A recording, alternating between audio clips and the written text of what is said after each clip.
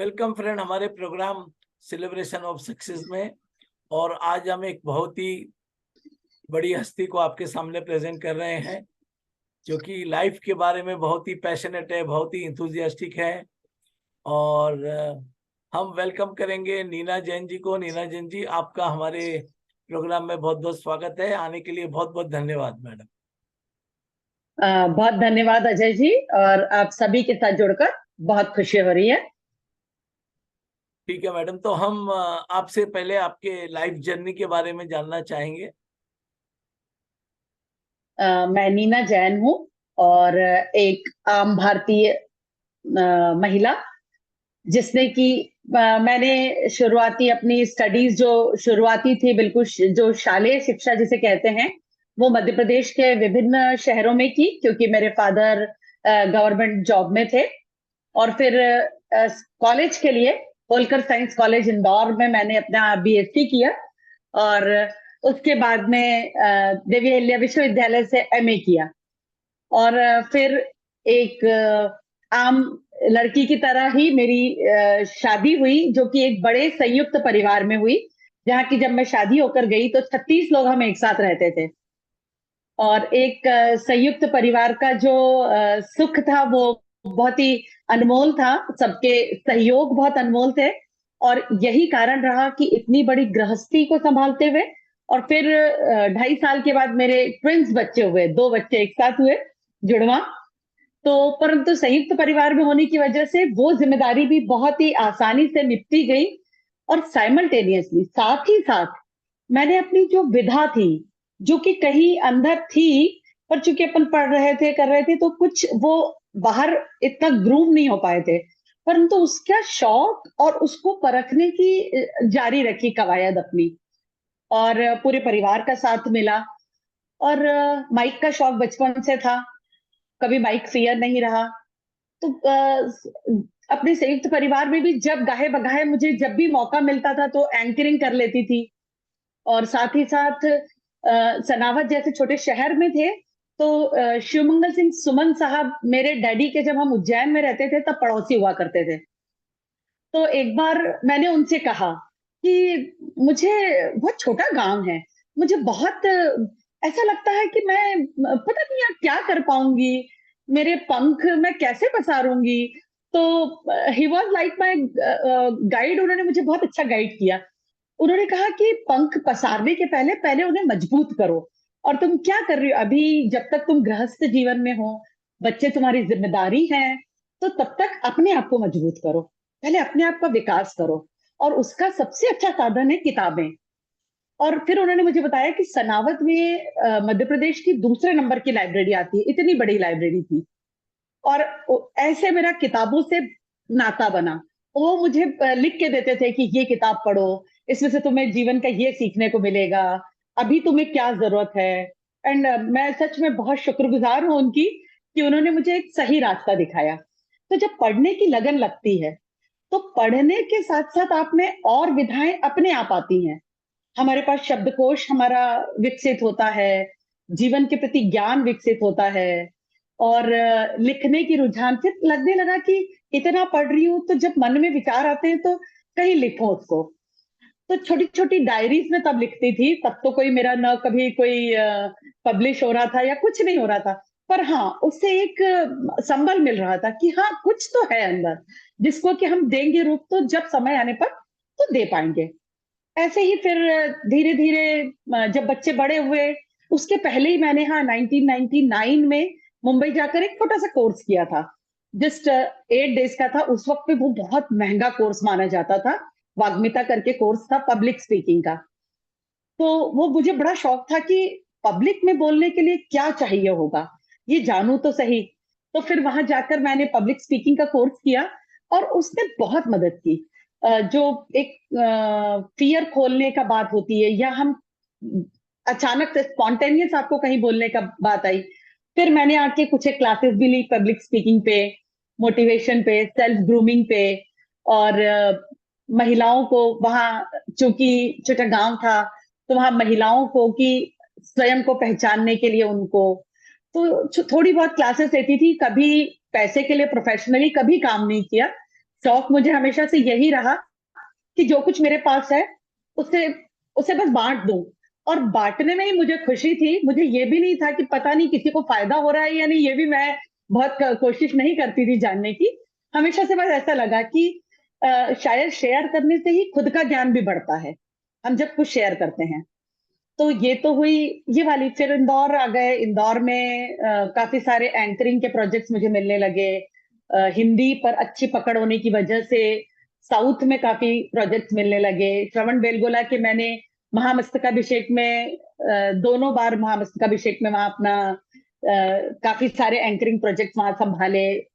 तो एक बार जब वीरेंद्र हेगड़े जी की माता जी को त्रिशला माता अवार्ड दिया गया था, वो वाली एंकरिंग मुझे बहुत गर्व की अनुभूति देती है कि वैसी माता से मिलना भी मेरे लिए एक बड़ी अनुभूति थी, गर्व की। और जो उनको मैंने पंक्तियां डेडिकेट की थी, वो हेगड़े साहब ने बाद में फ्रेम करवा के, मुझसे लेके फ्रेम करवा के अपने ड्राइंग रूम में लगाई थी। तो ऐसे कुछ एक अनुभव हमारी याददाश्त में बने रह जाते हैं। तो ये सब तो एंकरिंग प्रोजेक्ट्स, पर ये सब मेरे ख्याल से सब एक दूसरे से जुड़े हुए ही हैं। लेटर ऑन जब हम बहुत ज्यादा होते हैं, जब इतना जीवन देखा, जीवन की सुंदरता देखी, जीवन के प्रति अपना आशावादी दृष्टिकोण रखने की वजह से हर चीज हमेशा ऐसा लगा कि बेस्ट है। हमको जो मिला है वो सर्वोत्तम है, जो हमें नहीं मिला वो ना मिलना ही उत्तम था। ये सोच के ही कार्य हमेशा करती रही बहुत बढ़िया, बहुत बढ़िया। तो हाँ जी, ऐसे ही फिर मोटिवेशनल स्पीकिंग सेशन स्कूल्स में लेने लगी। जहां भी जो भी अभी भी आमंत्रित करते हैं, अभी कुछ एक स्कूल से टाई अप हुए हुए हैं, तो वहां छोटे बच्चों को भारतीय संस्कृति की ओर हम वापस लाएं। थोड़ा सा हम दूर जा रहे हैं, वो एक दुख की बात लगती है मुझे हमेशा, कि हम अपने बच्चों को शायद तार्किक रूप से नहीं समझा पा रहे हैं। तो जब उन्हें तर्क शक्ति के माध्यम से समझाएंगे, क्योंकि हमारे यहाँ संयुक्त परिवारों का टूटना या विवाह परंपरा का टूटना बहुत तेजी से जो बढ़ रहा है, तो वो शायद हमें जड़ों में पोषित करना पड़ेगा। तो अभी कुछ एक स्कूल्स में जो ले रही है, और बड़ा मजा आता है, बच्चों को बहुत अच्छा लगता है जब हम उन्हें प्रॉपर वे में समझाते हैं। और सेहत के प्रति बहुत ही सजग हूँ। मुझे ये लगता है कि तंदुरुस्त तो ही मन चंगा है। मन दुरुस्त तभी हो सकता है जब हम तन से दुरुस्त होंगे, तभी मन से चुस्त होंगे। और इसीलिए सेहत के लिए काफी जागरूकता पर्यावरण के लिए बहुत ज्यादा है। पर्यावरण हमें हमारी सृष्टि को बचाए रखने के लिए भरसक प्रयास करने चाहिए। और सेहत के लिए एक ना एक एक्टिविटी से जरूर जुड़े रहना चाहिए, चाहे वो योग हो, चाहे आप सिंपल वॉकिंग करें, या साइकिलिंग तो एक बहुत ही खूबसूरत तरीका है ही जिससे हम जमाने से जुड़ सकते हैं। तो एक कोई भी एक्टिविटी से सेहत के लिए, तन और मन दोनों को दुरुस्त रखने के लिए जुड़े रहने की कोशिश रहती है, और जोड़ने की कोशिश भी रहती है। अब बहुत आप बताएं कुछ बहुत और। बहुत बढ़िया मैडम। आपकी जो जीवन यात्रा है वो बहुत लोगों के लिए प्रेरणादायक हो सकती है, क्योंकि आप जब वो सोशल मीडिया का जमाना नहीं था, डिजिटल का जमाना नहीं था, तो पब्लिक स्पीकिंग सीखने के लिए बॉम्बे गई। तो इसका मतलब है कि जिसको भी अगर चाह है तो वहां पे राह जी है और अच्छी तरह से हो सकता है। और आपको किताबें पढ़ने का शौक हुआ, आपने किताबें पढ़ी और आज आप उसमें बहुत बढ़िया काम कर रही है, उसके लिए धन्यवाद। तो मैंने आपके बारे में अभी सुना भी है और आपके कुछ फोटो भी देखे हैं कि आप साइकिल के जी बहुत बड़े इंथुसियास्टिक है। तो ये कैसे आया साइकिल आपके जी। जीवन में? और हाँ देखिए, जब कोविड काल ने हमें बहुत कुछ सिखाया, वो यदि एक हमारे ऊपर एक अगर समस्या बनकर आया, परंतु मुझे लगता है कि गुरु भी बनकर आया। उसने बहुत हम सभी को अपने अपने स्वास्थ्य के प्रति सजग किया। हम सभी को उसने, कोविड काल ने ये बताया कि पैसा कुछ भी नहीं है अगर आपके पास सेहत नहीं है। तो हमें सेहत, अब चूंकि कोविड का काल था, घरों में सब कोई बंद थे। जब लॉकडाउन के पीरियड को अगर हम छोड़ भी दें, उसके बाद भी सारे जिम बंद थे। घरों में इतनी, अब हमारे पास, हम लोग छोटे छोटे दड़बों में तो रह रहे हैं, हमारे बड़े मकान तो हम गांव में छोड़ आए, तो यहाँ पे हमारे पास बहुत स्पेस तो होती नहीं है। तो तब ऐसा लगा कि कोई एक ऐसा साधन हो जिससे हम दुनिया से भी जुड़े रहें और दुनिया से पृथक भी रहें। अब साइकिल एक ऐसे ही साधन है, हम अपने दो पहियों पे हम कहीं भी जा सकते हैं। और जो उस वक्त पे जो इसकी संक्रमण की जो हमें डर रहता था, उससे भी हम बचे रहते थे। तो उस दौर में हम साइकिल के प्रति रुझान बढ़ा और धीरे धीरे वो बहुत ही उसने ऐसा रूप ले लिया कि हमारा एक साइकिलिंग ग्रुप है। उसमें हम लोग काफी सारे लोग वैसे तो जुड़े हुए हैं, पर कम से कम 20 एक लोग हमेशा एक साथ हो ही जाते हैं। तो अब हमारा वो बन गया है कि हम सुबह 5:30 बजे प्रतिदिन निकलते हैं। हमारे एक ग्रुप एडमिन है, तो ग्रुप पे वो डाल दिया जाता है और हम इंदौर का भ्रमण करते हैं। इंदौर के आसपास के 25 किलोमीटर का भ्रमण करते हैं।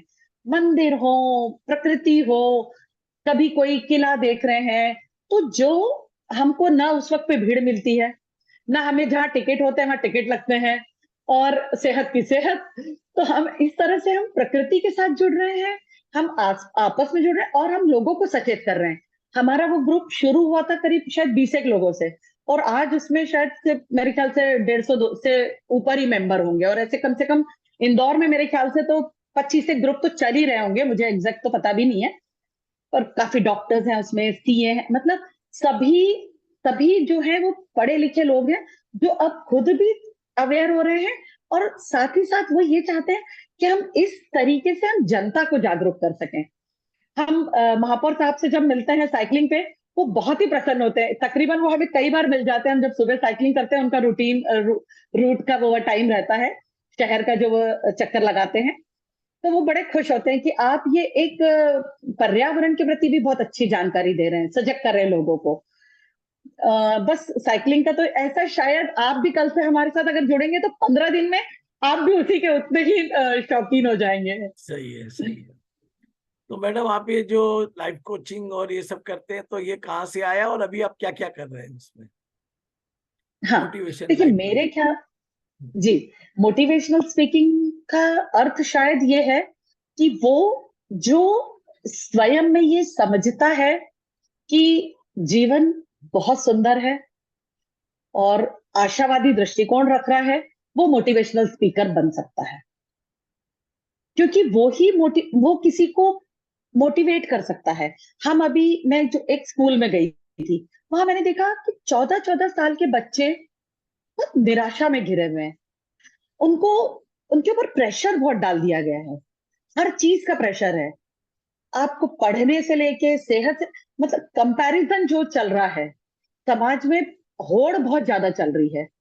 और शायद हर कोई माँ बाप अपने बच्चों को छोड़ के, और एक बच्चों की ही बात नहीं है, शायद हस्बैंड अगर कम कमा रहा है, सामने वाला ज्यादा दिखेगा, हर चीज में, वाइफ से हस्बैंड की वाइफ से wife, everyone is on competition.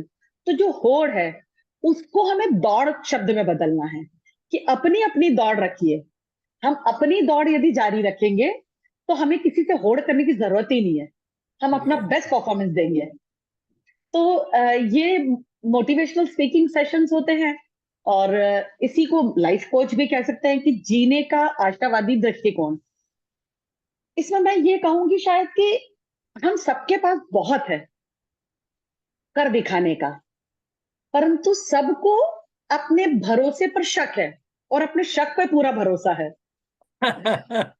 वो तो शायद जब जब भी थोड़ा कभी हर किसी के जीवन में अच्छा बुरा वक्त आता है, मैं यही कहूंगी कि जब भी कभी आपका वक्त रुका सा लगे, थमा सा लगे, या लगे कि हम थोड़े पीछे की ओर जा रहे हैं, तो उस वक्त निराश होके हाथ पे हाथ धर के बैठने की बजाय उस वक्त पे अपने को खंगालिए, अपने आप को निखारने की कोशिश की, अपने गुण और अवगुण पर अगर ध्यान दे लिया, तो हम उस वक्त को बहुत बेहतरीन तरीके से कर सकते हैं।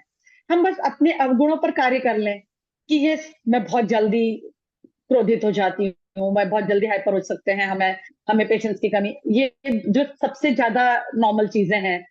तो अगर हम थोड़ा सा इस पे कार्य कर लें और अपने गुणों को पहचान लें, कई बार क्या होता है ना, जैसे मैंने आपको कहा कि बहुत सारी चीजें इनबिल्ट होती हैं, बट वो बाहर आती ही नहीं है। अभी जैसे एक हम पंजाब की दादी जी का पढ़ रहे हैं, एक एग्जाम्पल चल रहा है उनका ना, कि she is 94 years old Covid के टाइम पे, और उनके हाथ में पाक कला का इतना हुनर था।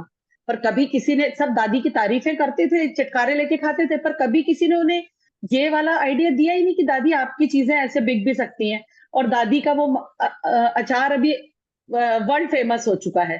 तो ऐसे विधाएं हम सबके अंदर कुछ ना कुछ है। तो जब भी वक्त थमा सा लगे, रुका सा लगे, उस वक्त अपने आप को अंदर खंगालिए, कि कुछ ना कुछ जरूर निकलेगा। ईश्वर ने किसी को भी बेवजह तो भेजा ही नहीं है, हर किसी के पास एक वजह है। तो उस वजह को हम प्रमोट करें, उस वजह पर कार्य करें, तो डेफिनेटली सभी के जीवन में कुछ ना कुछ अचीवमेंट मिलेगा ही। मैडम आप के समय तो इतने डिजिटल मीडिया वगैरह नहीं था, फिर भी आपने काफी तरक्की की हम्म। है।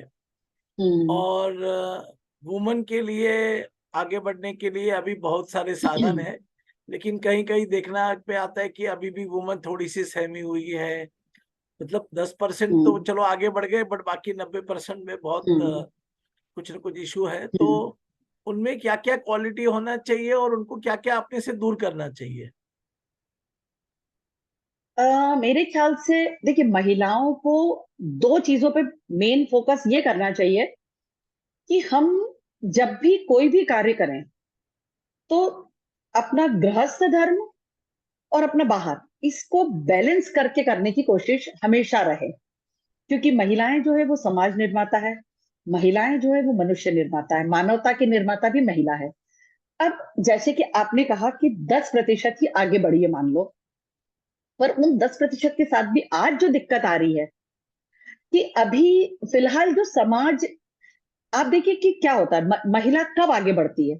जब उसे समाज का पूरा साथ मिले, परिवार का पूरा साथ मिले, हम सफर जो भी है उनका साथ मिले, तो ही एक महिला तरक्की कर सकती है। और जो अभी 10% ने एक दृश्य तैयार किया है कि महिला अगर ज्यादा आगे बढ़ जाए तो घर पीछे छूट जाता है, तो उस वक्त में आ, वो आगे की दौर में तरक्की को में हमें काफी पीछे ले जाएगी। तो इसलिए जब भी महिलाओं को, एक तो आत्मनिर्भर तब बनेगी जब आत्मविश्वास होगा। तो पहले तो स्वयं में विश्वास पैदा कीजिए और खुद के लिए भी कुछ करना सोचिए।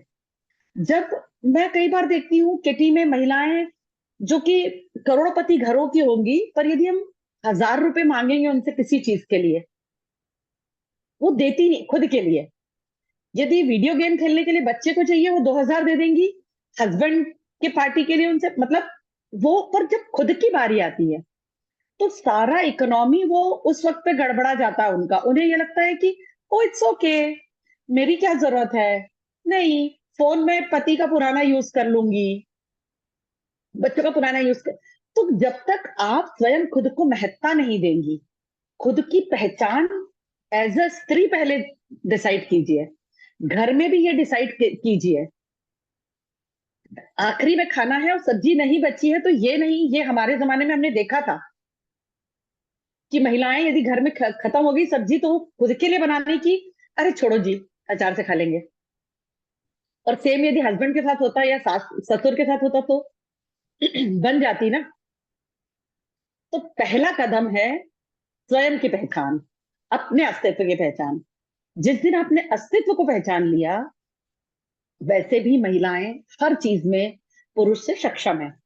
मानसिक रूप से, शारीरिक रूप से यदि कमजोर है तो उसको मानसिक रूप से ईश्वर ने उनसे 4 गुना अधिक शक्ति दी है।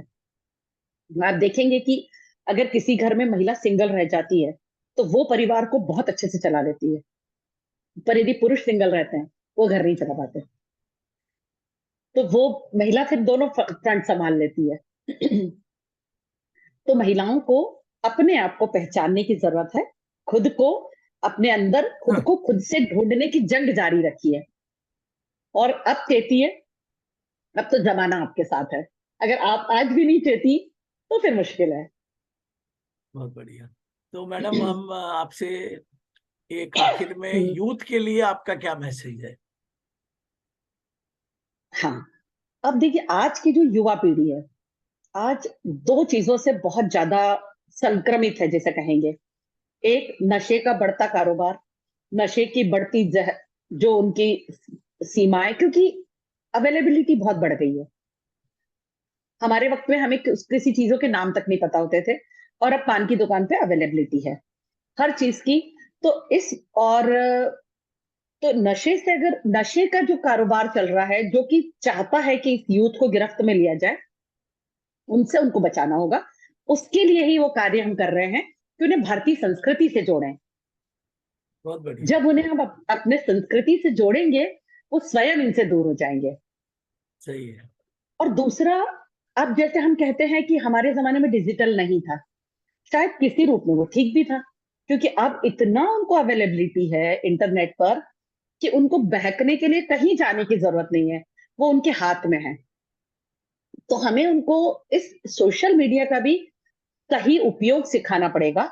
और उसमें भी कहीं शायद मैं महिलाओं की ही भूमिका को सबसे जरूरी मानती हूँ कि माताएं अपने आप को पहले वो करें कि हम जब, आज मैं देखती हूँ कि 2 साल का बच्चा बिना मोबाइल के खाना नहीं खाता। मम्मियां कह देती हैं कि ये तो खाता ही नहीं, क्या करें जब तक इसको टीवी न लगा के दो या इसका सॉन्ग न लगा के दो। तो ये 2 साल का बच्चा तो जानता नहीं है। ये हम, अगर हम ही उनको उसी ओर प्रेरित करेंगे तो डेफिनेटली वो उसी दिशा में आगे बढ़ेंगे। उन्हें दूसरी दिशा मालूम ही नहीं है ना। हम उन्हें बाहर पार्क में ले जाएं, बाहर की दुनिया दिखाएं, बाहर परिचित कराएं बच्चों को, तो वो दूसरी दुनिया से होंगे। हमारे बच्चे तो सारे गेम्स खेलते थे, आज के बच्चों को ये वाले गेम्स ही नहीं पता है। तो सही है। यूथ के लिए शायद नशे से बचाना है, उन्हें इंटरनेट का सही उपयोग सिखाना है। और उन्हें ये जो मैंने पहले कहा था कि अपनी अपनी होड़ रखिए, किसी अपनी अपनी दौड़ रखिए, स्वयं से होड़ कीजिए कि मुझे आज से बेहतर कल करना है, और किसी से कंपैरिजन मत कीजिए। कंपैरिजन ही हर उसका मुश्किल में लाता है। जो डिप्रेशन की आजकल 14 साल के बच्चे बात करते हैं।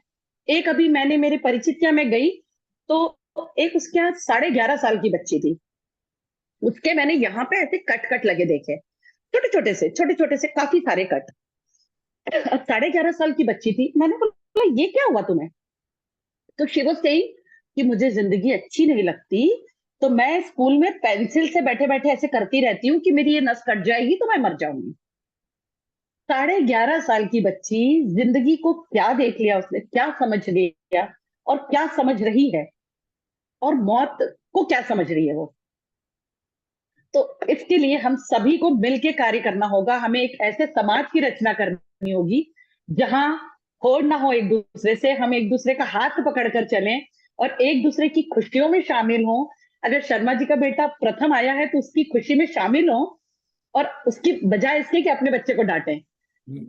तो अपने आप अपना बच्चा भी उसको देख के फंस जाएगा। तो मैडम ऐसे आप, समाज की रचना में हम सभी को लगना चाहिए, मिलके हाँ। कार्य करना है। जी। मैडम आपने काफी किताबें पढ़ी हैं, तो मैं चाहूंगा कि आप एक दो किताबें आज बताएं तो हमारे दर्शक उसको पढ़ सके। देखिए, मैंने राम की जो पूरी कथा है, जो कि उन्हें मानव रूप में दी है, और एक कृष्ण की आत्मकथा है, मनु शर्मा की है, उसके 8 भाग हैं। वो कृष्ण को मानव रूप में दी है, वो मुझे बहुत ही प्रेरित करती हैं। कई बार मुझे ऐसा लगता है कि उसमें से हमें समस्या के समाधान मिलते हैं। उसे मैं कई बार पढ़ चुकी हूँ। कृष्ण के तो मतलब मैं तो दीवानी हूँ जिसे कहते हैं। मैं तो मीरा रूप हूँ उनकी, कि उन्हें मैंने उन 8 बुक्स में से काफी मुझे सीखने को मिला है। तो कृष्ण की आत्मकथा है, मनु शर्मा के द्वारा लिखित है, और उसके 8 भाग मतलब वर्थ हैं, आप कभी भी पढ़े। और मृत्युंजय है जो कि कर्ण की कथा है, वो भी एक बहुत ही अ, मतलब जीवन उपयोगी बुक कह सकते हैं जिसे हम। ऐसे तो बहुत सारी है, मेरी तो खुद की नहीं लाइब्रेरी नहीं, बहुत अच्छी है, रिच है। नहीं हम दो तो तीन जी, बुक ही जानना मैं, चाहते थे तो काफी जी, है, हाँ। तो कृष्ण की तो आत्मकथा पढ़ सकते हैं, मृत्युंजय पढ़ सकते हैं। हम्म, ठीक है मैडम, जी। आप आए और आपने थोड़े समय में काफी जानकारी दी, और मुझे पूरा विश्वास है कि हम्म। आपकी बातों को सुन के बहुत लोग प्रभावित होंगे, मोटिवेट होंगे, और आप अच्छा काम करते रहे, इसी कामना से हम आपको बहुत बहुत धन्यवाद अदा करना चाहते हैं। बहुत बहुत धन्यवाद अजय जी, आप सबके साथ जुड़कर मुझे भी बहुत अच्छा लगा। और कभी भी किसी भी वक्त आप याद करें, हम हाजिर होंगे।